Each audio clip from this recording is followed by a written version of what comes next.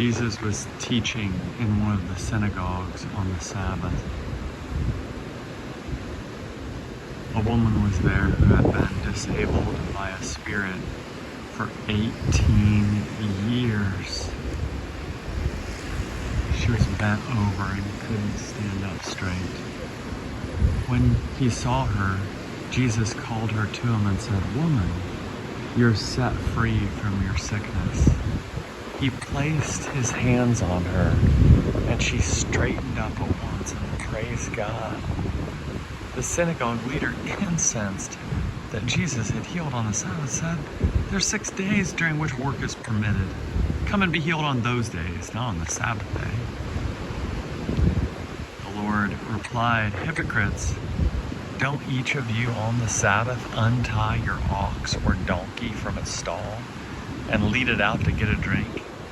Then isn't it necessary that this woman, a daughter of Abraham, bound by Satan for 18 long years, be set free from her bondage on the Sabbath day?" When he said these things, all his opponents were put to shame, but all those in the crowd rejoiced at all the extraordinary things he was doing. Jesus continued teaching. Jesus traveled through cities and villages, teaching and making his way to Jerusalem. Someone said to him, "Lord, will only a few be saved?" Jesus said to them, "Make every effort to enter through the narrow gate. Many, I tell you, will try to enter and won't be able to. Once the owner of the house gets up and shuts the door, then you will stand outside and knock on the door, saying, 'Lord, open the door for us.'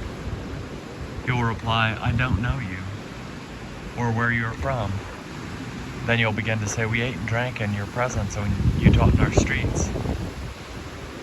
He will respond, 'I don't know you, or where you are from.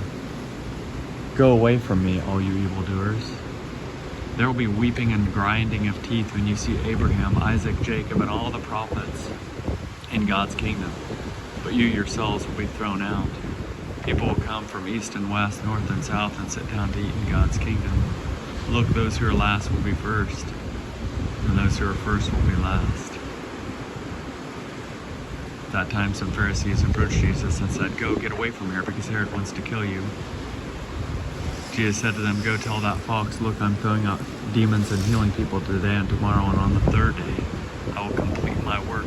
However, it's unnecessary for me to travel today, tomorrow, and the next day, because it's impossible for a prophet to be killed outside of Jerusalem. Jerusalem, Jerusalem, you who kill the prophets and stone those who are sent to you. How often I've wanted to gather your people, just as a hen gathers her chicks under her wings. But you didn't want that. Look, your house is abandoned. I tell you, you won't see me until the time comes when you say, 'Blessings on the King who comes in the Lord's name.'"